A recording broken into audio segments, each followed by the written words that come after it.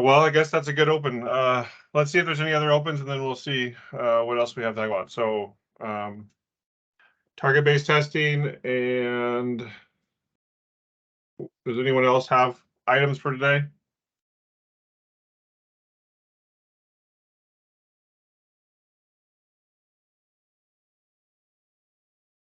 Maybe just even though it's not necessarily directly tools related, but the OpenSSL work seems to transition to 3.0 or evaluation of alternatives. There seems to be some good activity there. I don't know if we have any input to that evaluation, because it seems that one of the major constraints is size.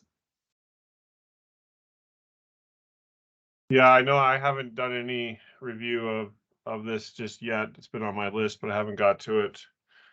So I don't have anything to add to that yet.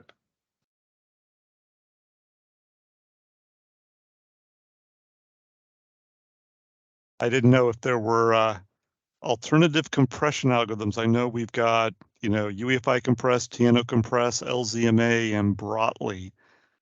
Today, I didn't know if anybody had any ideas on additional compression algorithms to consider that may also help the size issues. Have they reported the different sizes?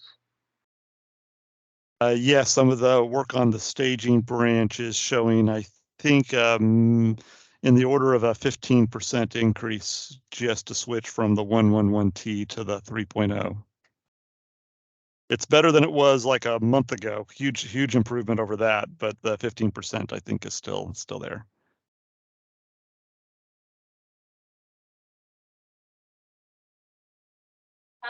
We've tried some different compressions, but we hadn't found any that make a big difference or that are a big improvement.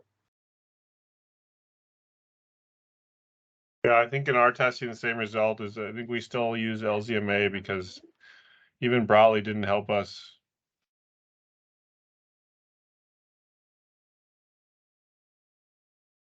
The code is just too random looking. Not enough repeats.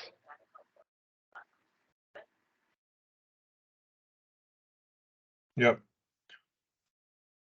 Mike, I don't know. I guess one idea, you're right. I know the Intel platforms have been very sensitive to the size growth, but if we're talking about 64-bit PEI, then you have another opportunity to remove one more copy of this, and that probably would mean you'd be using less space.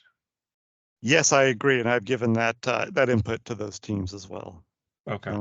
It does require, I believe, what we would call a phase-independent PECOF image that would then be loaded by, for example, like the PEI crypto module and the Dixie crypto module and the SMM crypto module could each reload the phase-independent crypto services PECOF image and then wrap around them for their environment-specific attributes. So I think it would, but given that you can get down to a single PECOF image with all that content, that has some advantages. The one challenge is that if you need anything pre-memory, XIP related, that gets more complicated to trying to get down to the single image. Yeah.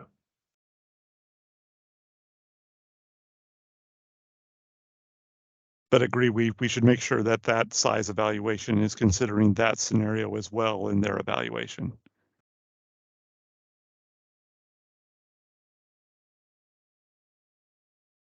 Okay, well, sounds good. I will have someone looking at this as well. I don't think they're up to speed on it just yet, but it is on a short list to be working on.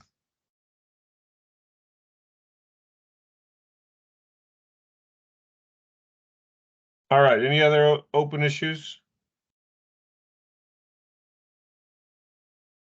I've seen a fair amount of noise talking about the EDK2 platforms and turning on CI and possibly trying to turn on code review. I didn't know if there had been other discussions at the repo ownership level where maybe turning on code review for that repository would be acceptable. Yeah, I didn't know, Sean, if maybe you wanted to respond to that thread. I understand their perspective of don't add more work to us if we don't get any value out of it. But I think you were trying to express, I think, in this meeting that turning on that mechanism is just like a prerequisite for even turning on the CI for like a feature package like ext4. You just need that mechanism enabled, and then not long after that, you would be able to start turning on some of the standard CI services on the feature packages. Yeah, I mean, I think we could give them that plan, which is especially for the package that they maintain. Those could be turned on immediately, right? Yeah. If that helps. I still am sensitive to their request around, can someone come forward who really has concerns about the code review process and the long-lasting artifacts there.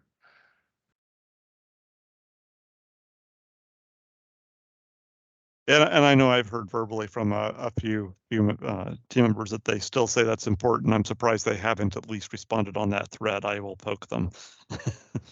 Yeah.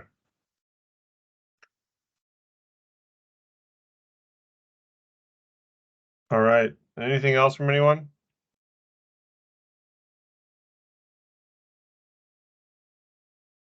Okay. Well, yeah, let's talk about target-based testing, OVMF-based testing, and what we can do there. Okay, so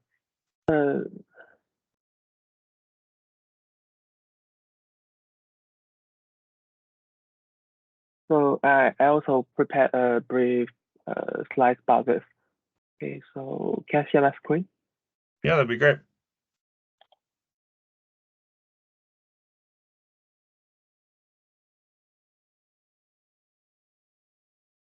So can you see my screen? Yep. Yes. Oh yes, okay. In previous months ago, I just introduced this solution to enable target-based unit test in this meeting, and for some reason, this task is postponed due to some other effects, and I'm very glad and thank you for still caring about this task, and I will share the latest status about this task. So I still will give a brief presentation. I still will give a brief introduction about the background and goal and the latest status about this. So this solution is to enable CI for target-based unit test modules in EDK2 CI frame. Because we want to test some library or protocol that it needs the target-based unit test, like CPU exception handler library or some else like MP init library. So for now, there is only CI for host unit test in EDK2 CI frame. So that's why I want to do this thing. So about this part is a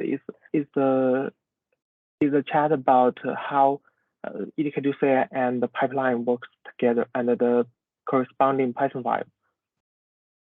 For example, every CI we run in the EDK2 CI, it will has a YAML file in the corresponding folder, and in the corresponding YAML file, it actually consists of several jobs, like set up environment, like build the corresponding packages to get what we want, and finally it will boot or something else. And every single step is a Python command like steward build -c and the corresponding Python file. That's what really run in the CI agent. And in my task, I actually care about the OVMF platform CI. In the OVMF platform CI, in the steward Python file, it actually provides some methods that we can rewrite in different platform CI. For example, in OVMF package CI test, we can rewrite the platform pre-build, platform post-build, and the flash image to do what we want. Since OVMF FD file is put into shell in QEMU in the flash ROM image, and we choose the OVMF and QEMU to do this task to enable target-based CI. So that's our previous plan to do this. And the general and then our goal is to really become to expand the current EDK2 platform OVMF platform CI to support running the specific shell apps. The general steps is like, firstly, CI agent generates the shell app every time CI is triggered, and then CI agent runs the shell app after boot OVMF file into the shell. And finally, CI agents check the boot log and return the results of the unit test.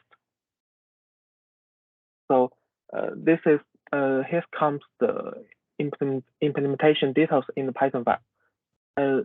As we know that when the CI runs in the CI agents, it actually runs a command like steward progress evaluation, and after that, it knows which packages need to be built, or if this CI is needed to be triggered. After that, steward build will run the command like steward build to build the packages, and then we can get the OVMF FD file and the corresponding files.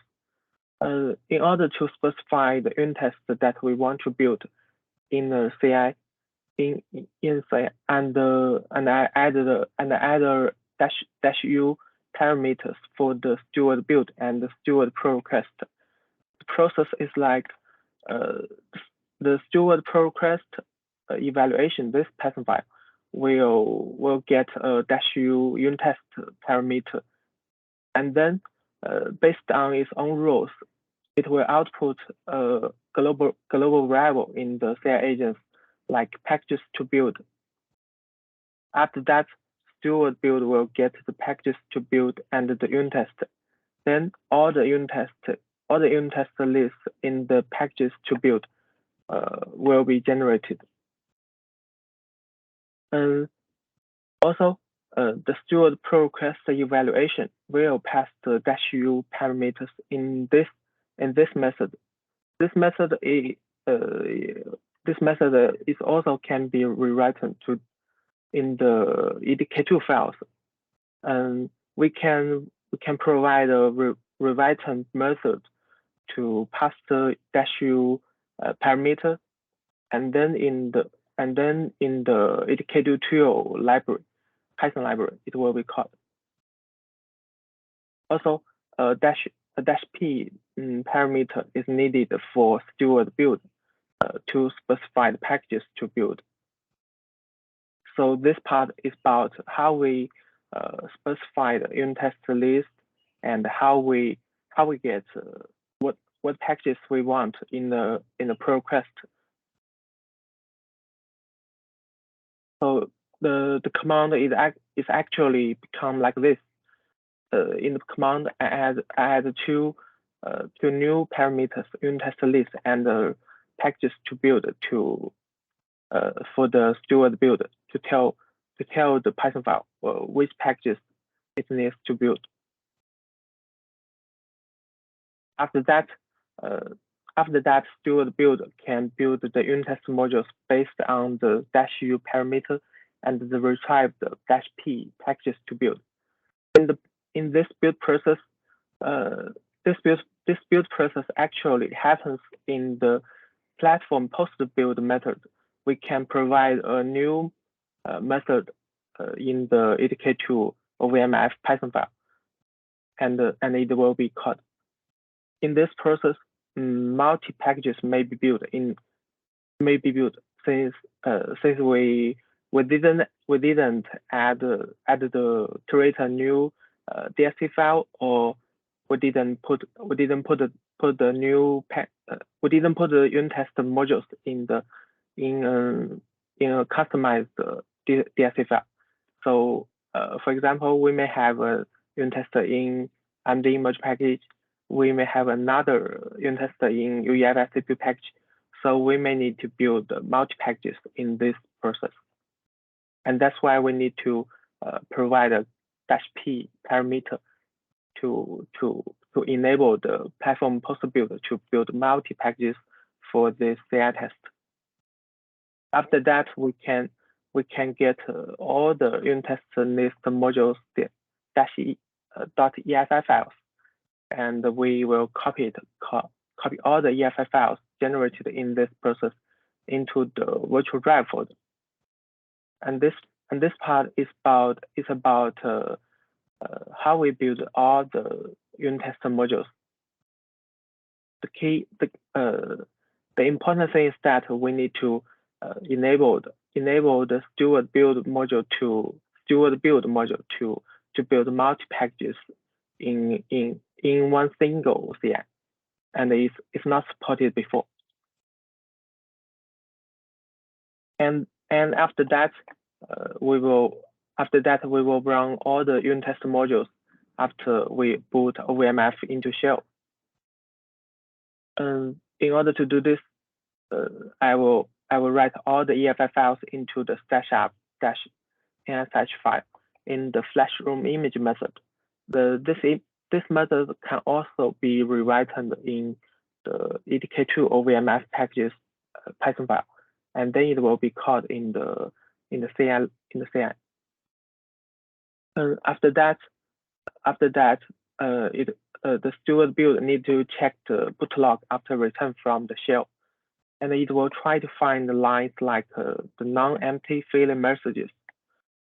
If the test passed, the failing message is an empty line. So the previous part is about the Python.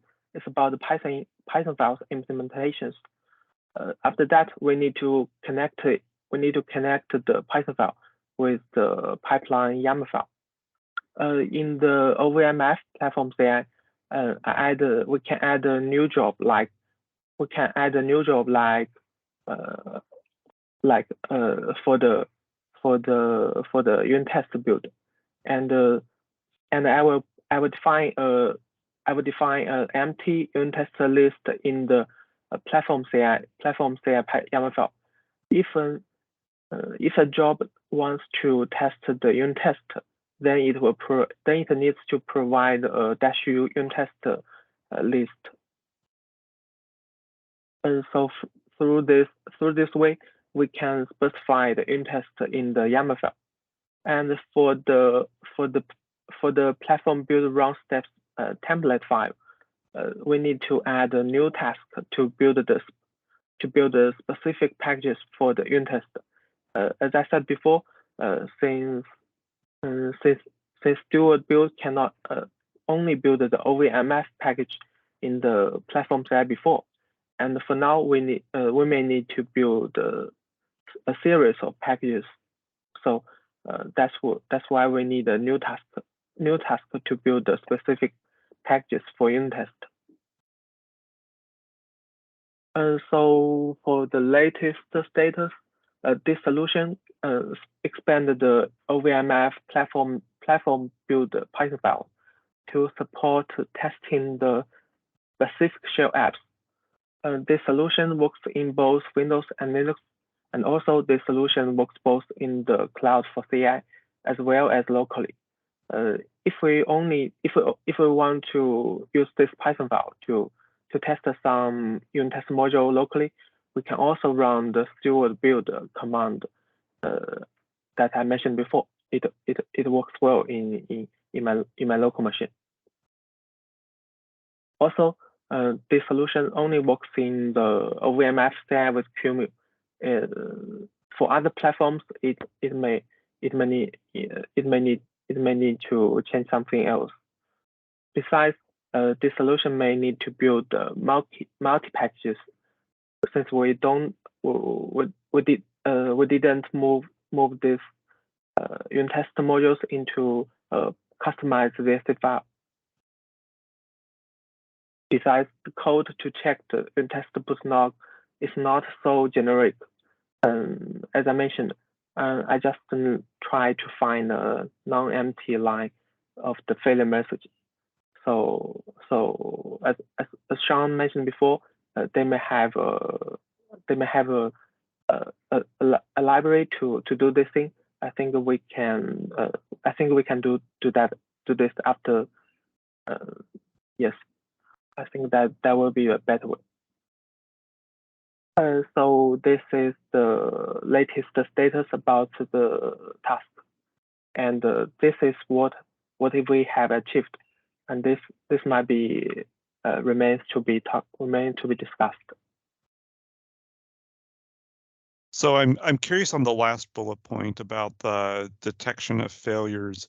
Obviously, from the shell, we're going to run a number of one or more EFI applications that are the unit test apps, correct?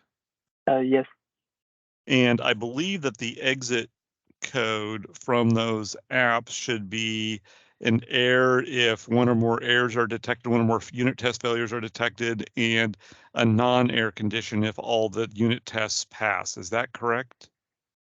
Sure. The code needs to pass all the lines of the boot log. Right, but the actual exit code of the app itself, does it indicate complete pass or one or more failures? Might you mean if we can show all the failed messages in the No, I'm talking about the actual exit return code from the application itself, the EFI status code returned by the application itself for the test app. What I'm wondering is I agree that the test logs are potentially challenging to parse and may change over time. So I'm wondering if the actual EFI return status from the unit test application properly indicates pass or failure, such that the code that is invoking the different EFI applications from the shell could detect a failure or a pass condition and could put a consistent message, unambiguous consistent message into the log for the status of the entire unit test. Yeah, but Mike, I think even if the unit test failed, the return status is still a success, right? No, that's my question. And if it is that a bug? Should we update the target unit test applications that are run from the shell to return an error if there's one or more failures? That way you can guarantee by your shell script that you run that it can detect an error and put a message that's a well-known message into the log to indicate that there was one or more failures across all the unit tests. Oh yeah, that would be better. Yeah, Okay. but Mike, if I read the steps correctly, the apps are run by the startup.nsh, and Yes. the startup.nsh is still platform scope. So the Yeah, detection logic. Yeah, who writes the startup.nsh in this case? Actually, in this method, This is a OVMF method, right? Right, it's a rewrite method in OVMF Python file. Right, but the startup.nsh it has to be customized for the number of test apps you're running, correct? Yeah. Yeah, So I think the main idea is that during the build process, we detect the tests, we collect their names, we copy them into the virtual drive, and we write a startup.nsh with those file names. Right, so in that startup.nsh, could we add the logic to detect an error and generate a unambiguous message for pass or fail for each individual app. Because I But think what we we- want at the end is we want to return back to the test runner that whether or not that was a pass or fail condition that shows up in the Azure pipelines, right? Yeah, I mean, I think we'd have to write a new Eufy application that was like the test launcher, test framework kind of thing. Okay. Yeah, but do we really? Okay, since we just have one instance or one requirement, do you want to firstly add many layers to this, or we try to have a simple implementation first, then depending on the real requirement, we can figure out what extra maybe common layer can be added to simplify the platform enabling effort. But for now, I'm not sure if I agree with your point, Ray. I think a simple check for the non-empty failure message for the existing target-based unit testing infrastructure is fine to absolutely get started. I'm just thinking longer term, if somebody does maintenance on the unit test framework package, they could break us, right? And so, especially for things like like the format of their log messages. So I just want to make sure we understand what our assumptions are.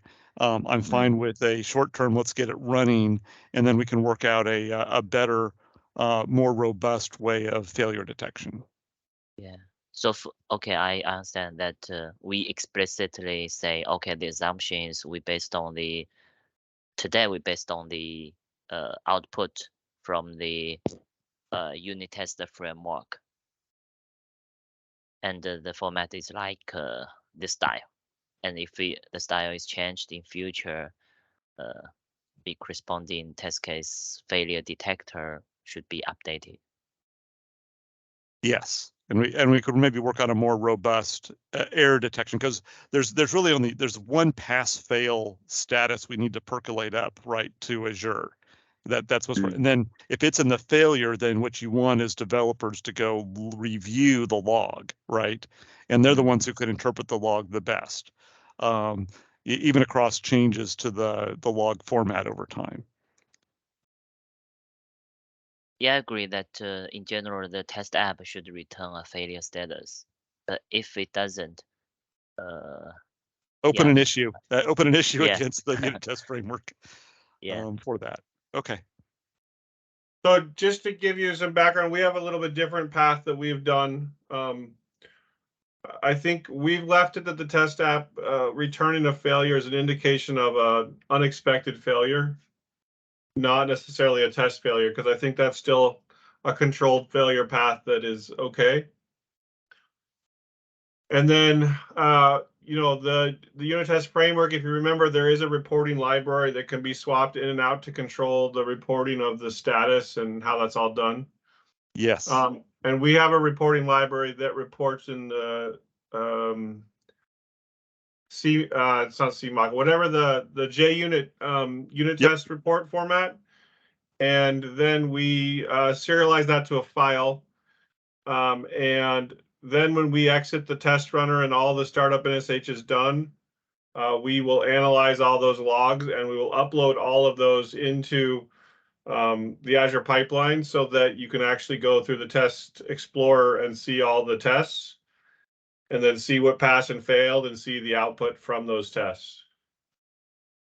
But that's worked pretty well for us. Right, and that JUnit format is available when you run from a target shell app, correct? When you run from a target, I mean, we basically created a reporting library that creates that test output. Yeah. Okay, because I think if you run as the native host-based unit testing, it can generate JUnit as a built-in service, right? Yes, the host-based test, both of the libraries that we use to our host-based testing do that natively. Right. And so you've had to implement something extra in order to get the target-based test to produce the JUnit format. Correct. Okay. No, that does sound like a better approach than parsing these text log messages. Yeah, I think it, Yeah. it avoids any false positives, and it's not really fragile, assuming you still stay compliant with, the JUnit format. Okay, I'm sorry. So okay, I'm not familiar to the JUnit format logs. So maybe there is some advantage there. But if we know there is some advantage there, can we just let the unit test framework dump the JUnit format messages? So you'd like them to write the JUnit formatted output to the log and then try to pull that out? Yeah. I mean, it seems that you have a tool to convert from the existing log to the JUnit format log, right? It's not quite a tool. Basically, in the unit test framework, there is already a library class that defines how all reporting is done. And we have a different instance of that library class that Okay. does it through XML and JUnit.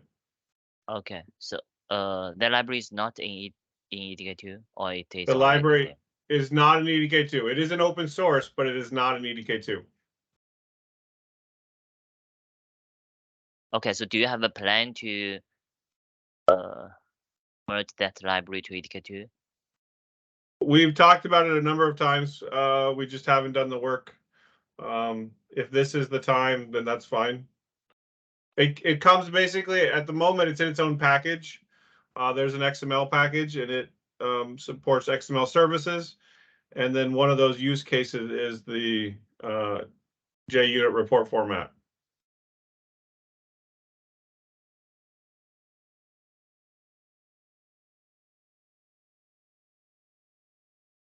I think actually So there's even Bugzillas with links to it. If you want, I can probably go find those. okay, so does that mean if when we build the test app using that log library instance, then we can use we can assume the log is always in JUnit style, then we can have a strong assumption on that style and do the log parsing in our script. Yeah, I mean, I think at the moment, like I said, instead of writing to the debug log, it currently writes to a file. That's also in the library class. But I think either that could be a change that you make, or you could continue with the file-based solution, and then you would parse the files.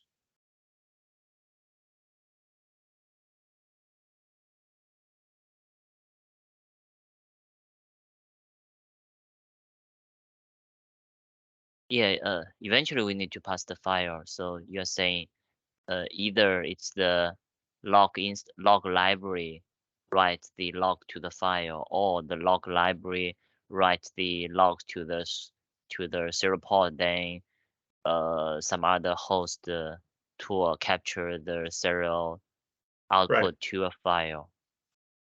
Yep. Not much difference, I think. So do you think there is some impact in your code? So I think it's. Well, go ahead. I think it may not need many changes to Yeah, can do this. Okay, so can we write our solution that it doesn't care where the log is from? We just consume from a file. Yes.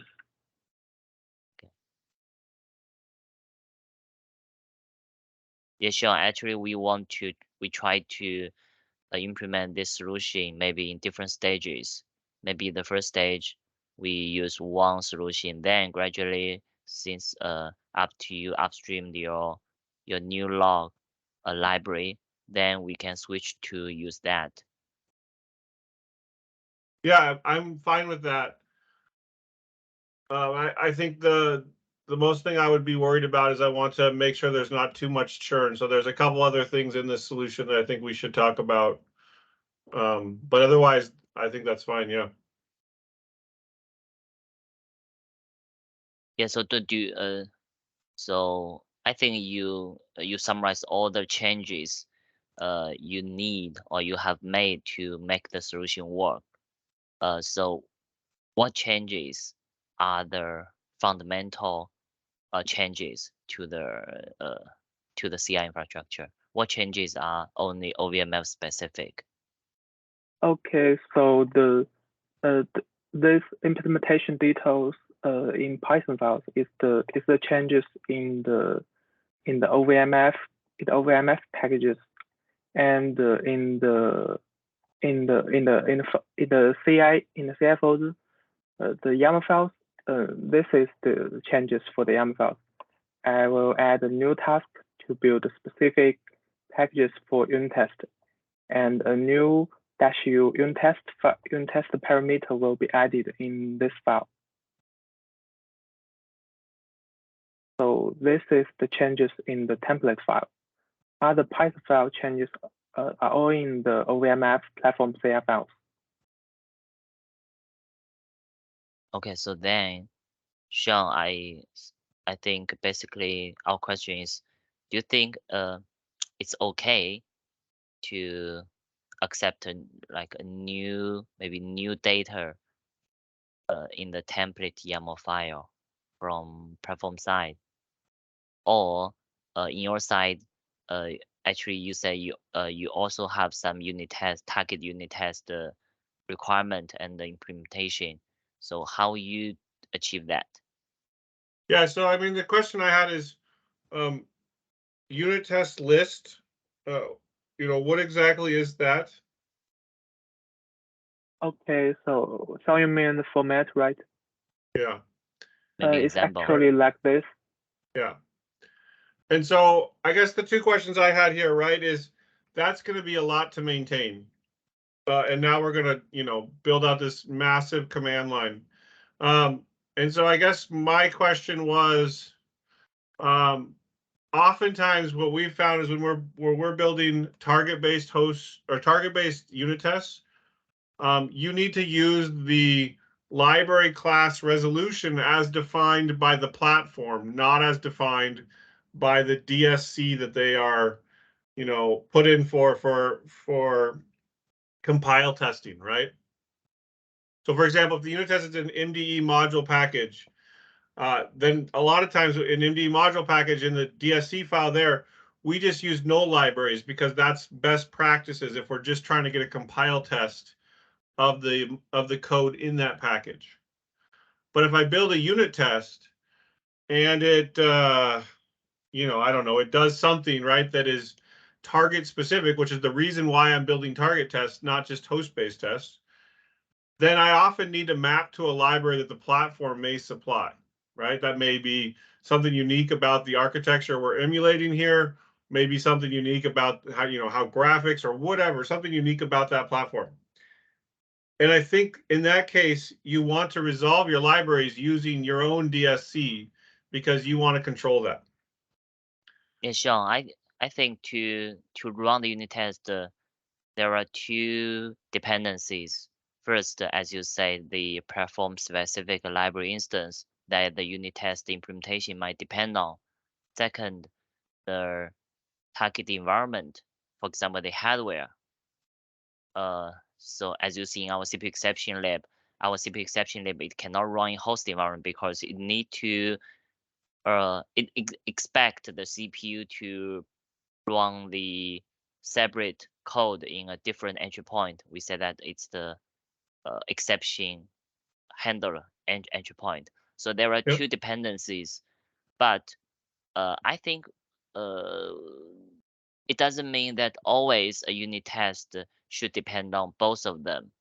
So maybe a unit test, it depends on the target hardware environment or the registers, all of those hardware interfaces, but it does not depend on any software interfaces. For example, here, as you say, we don't think every unit test should depend on platform specific library instance.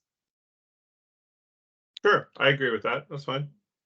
Yeah, so here maybe the -u, I see that it supply the path and the DSC path and the UT path. The DSC path can be either a common package DSC path or a platform package DSC path? So I guess I'm still trying to think about this in practice, right? And if you're telling me that, let's take the OVMF case, and we're talking about something like the exception handler, and we're going to emulate x86, right? The OVMF DSC already has those common libraries, probably mapped the exact same way that the MDE module package has them. So again, leveraging the MDE module package DSC, to me, doesn't make any sense. I think you can resolve them using the platform package DSC. And the nice thing about that is if they are all common and you don't need anything special, then usually the platform package DSC already has those common libraries mapped. And if they are unique, the platform package DSC can fully define and library class overrides and everything for that unit test if they want, and can configure it as needed.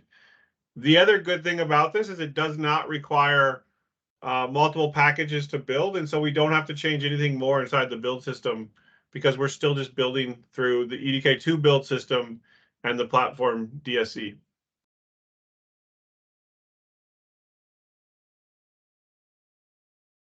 Okay, so Sean, are you suggesting to build the unit test in the platform package DSC instead of a separate DSC?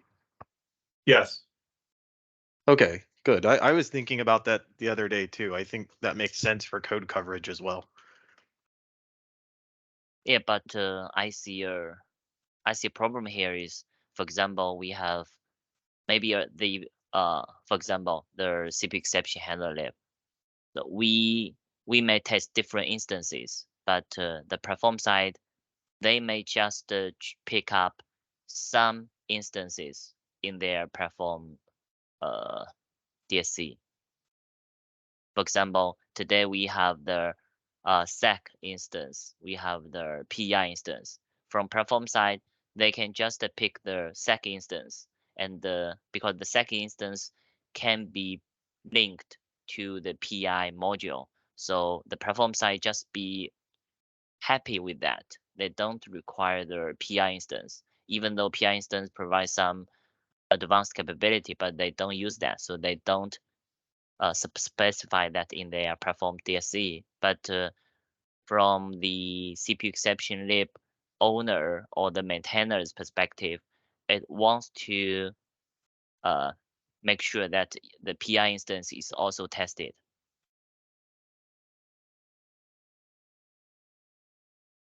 Yeah, so I think ultimately these tests, like host-based unit tests, I guess if we're talking about those have the host application module type, right? So the platform can link whatever libraries it wants against that type to show up in a host-based test. Not host, sorry. This is the target-based. Well, it could do the same for those as well if it wanted to. I think one of the issues that we have is we define the same type, which is UEFI application for target test and for UEFI applications, whenever the two probably have different dependencies that need to be defined like we're talking about, because they're fundamentally two different things. Okay, yeah, maybe that SEC PI example is not the proper example because none of them can be linked to the application. Yeah, I agree.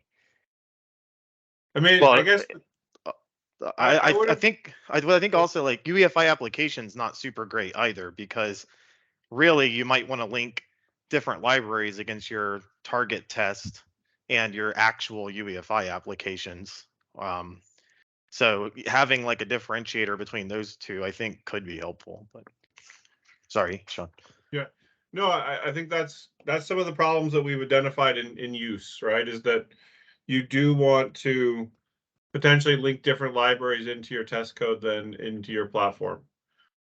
Okay. I think the other problem that you kind of called out is you want to easily have a a core feature developer add their unit tests to the OVMF package, right? Yes.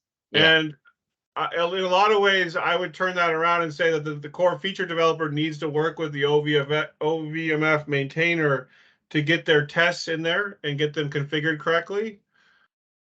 And maybe the way that you confirm those things are happening is that you have code coverage tools and other ways to analyze the code base that shows that, oh, you're not getting the coverage that you expect, right? Rather than trying to control that through the build arguments. Okay. So, Dun, do you think if so are you suggesting we eliminate the -u? Yeah, sure. The question is for you. Do you suggest that we eliminate the -u argument, or just eliminate the DSC pass in the -u value? So I think it makes sense to try to eliminate both. And I think kind of in your same model where you talked about we do this iteratively and we make changes as we go. If we eliminate both of them, then we have the fewest changes to, the build system. And we can try, turning on tests in OVMF by adding them to the DSC. And then we can see what problems kind of come about. Yeah, I know that one quick problem that it will show up is the OVMF. Right now, the OVMF images are used by different companies. I don't think they want to have some test. Okay, just add to them to DSC, but not FDF.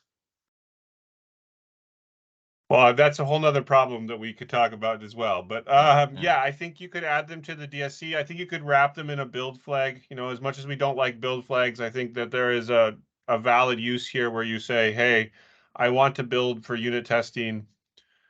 I think there's some things you could do to minimize the impact of that. So will the build flag be architectural, or just each platform can choose their own build flag? Because we also want to make sure that when the OVMF package is built, the CI should invoke using the correct parameters. So how CI know the build flag if it's not architectural? The CI, has its own CI settings or platform build file for each platform, so you can control it in there. If we wanted to make sure that the Azure pipelines, actually, those are unique per platform as well. So I think we can. I think it makes sense to try to have a common one because why be different? It'll just be confusing. But I also think that we don't have to go out of our way to forcibly define this in some architectural way. Okay.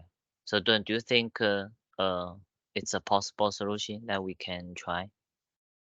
Yes, I think. Do not add the -u. Yeah, if we can add the unit test modules we want to test in the OVMF or platform DSC file, I think we can do that. We just build all the we just move all the unit test EFI files into the virtual drive folder, right? Yeah, Yeah, no matter we have I still think that -u there or is. not, you still to copy, right? You need to copy those to the virtual drive. There still is a challenge in how do you detect unit tests? How do you know that, like, when a new unit test is added, do we try to keep a registry of those? As Michael mentioned, maybe we should be making them a different module type so that they can be detected. Maybe they should have additional metadata in them to indicate that they are a test or to indicate what code they're even testing so that we can also, create more information that's useful. I think that's still a problem because I think you're right. You do need to both build them, and you want to make sure that you're building all the unit tests that you could build for a given platform, and that you somehow need to collect them all so that you can automatically deploy them. To date, the method that we have used is we have a heuristic for the file name. I don't think that's a really great solution, but that is what we've used to date, and it works. You mean But a pattern? yeah, pattern a in the file file, pattern yeah. that we, Yeah. yep. Okay, I think for now I think since the script is in OVMF scope, the DSC is in OVMF scope, so we have to make sure that the script and the DSC they match to each other. So if we add a new test case, we update the script to copy the new test case to the virtual drive. For now. Yep. And later on, I agree that we can have some general mechanism to collect all the test cases and do them automatically. I think we should consider, not that we need to do it now, but longer term. Yes, I agree. Well, we should consider, I think, like integrating better support for unit test into the EDK2 build tools. Because I think that those were devised without unit testing or really testing in mind in general. And I think we could more naturally associate the test for a given package with the package itself if we just put some facilities in place within our pre-existing DSC files and INFs, like Sean was talking about, metadata, whatever, right? We add new things to the build spec that more naturally integrate testing as part of the normal development process. Because whenever we get to code coverage, the issue also comes up of you have to do a bunch of complicated stuff to associate a host DSC build and the package DSC build to figure out how much code's actually covered. And I think that problem would be a lot easier to solve if we had a single package build that could better reflect the test and the coverage that are happening on the code and stuff. But that's something maybe like further off in the future. That would be more like bringing more first class support for testing into the build framework itself.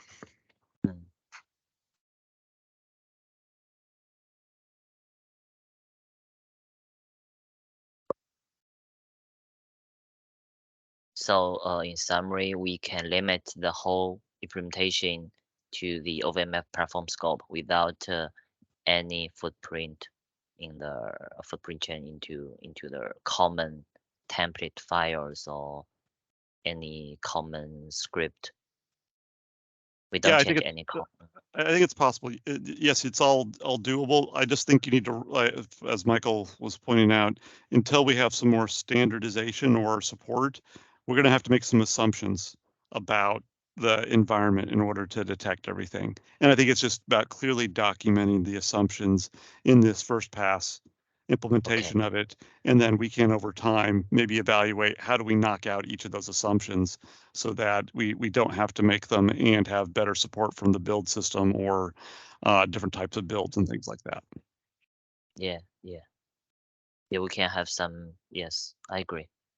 We'll have more comments and also commit messages. We'll document all of those assumptions and maybe list some of the items that we think it's possible to enhance them with some common mechanism in future.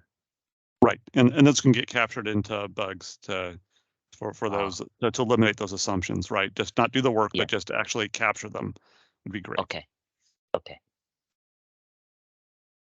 All right.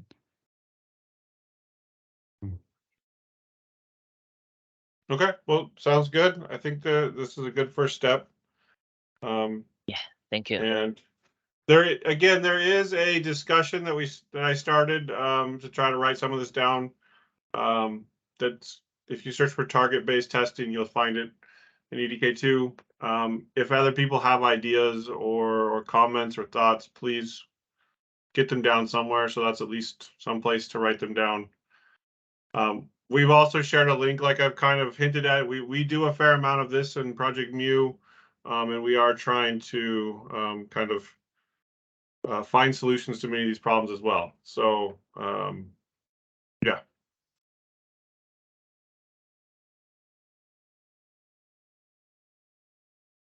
All right. Any other topics for tonight?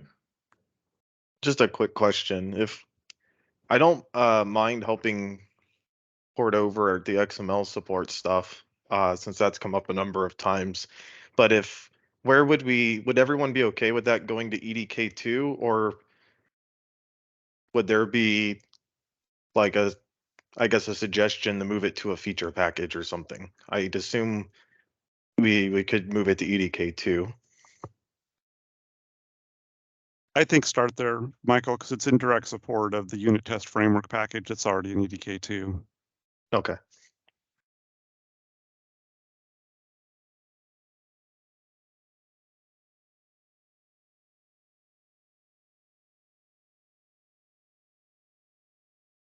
Yep, that was all for me. Okay. Anyone else have topics? Hi, this is Rajneesh. Yeah. I just wanted to ask two questions that has been pending for me for a long time. Both were like, one is like, I wanted to know, can we use JSON support instead of XML? Because XML has been there, but I saw some pull, there was the JSON also. So output in JSON is maybe better for all those tests and everything. And the second is like, can OVMF boot to Windows? Or like if I have a QEMU machine which is booting OVMF, do we already have like some kind of image or hard disk image which boots to the Windows using the OVMF? So I think for the booting to Windows, you most definitely could boot to Windows. In the current EDK2 based CI, we do not have a Windows, image file, and we do not boot to Windows. I think that takes longer because we're using emulation rather than, the enhanced solutions. And so we haven't done that. I think the main point was, can we boot through to the UEFI shell and reset the system? And that was a preliminary test just to make sure that the system firmware that gets built still builds and boots that far. If you have ideas for enhancements there that are, efficient and valuable, I think that would be great. I think we'd all love to talk about those. Sure. Yeah, because I see everybody is booting Linux usually, at least from the shell, but nobody is booting Windows on OVMF. So I thought I will ask. And I know that people are also using MicroPython and everything once they boot UEFI shell, but most of those output which anybody generates, either it's text file or XML file. So I was thinking like, is there any JSON support as a text out as output of Right. whatever EFI we write? So again, the unit test framework's been written so that the report format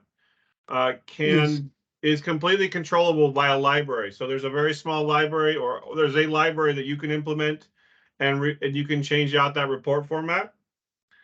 The reason why today we've been talking about XML is because the JUnit format that is a pseudo standard is XML.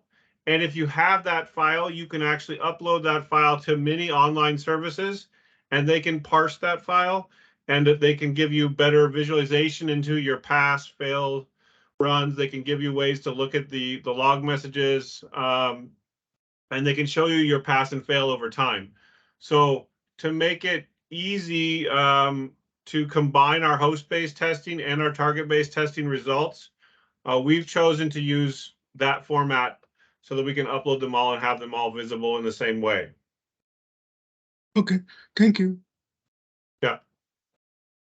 I also think as far as JSON, there is a JSON library, I think, in EDK2. I don't know, Mike, he dropped, but I believe there is one there, maybe used for redfish. And then I think even Project Mu has made a minimized JSON library available for certain use cases as well. So there is some prior art for UEFI-based JSON libraries. Yeah, sure. Thank you. Yep. I put the link to the redfish one in the chat, just for a quick pointer to it. Okay. Yep. All right. Any other questions from anyone?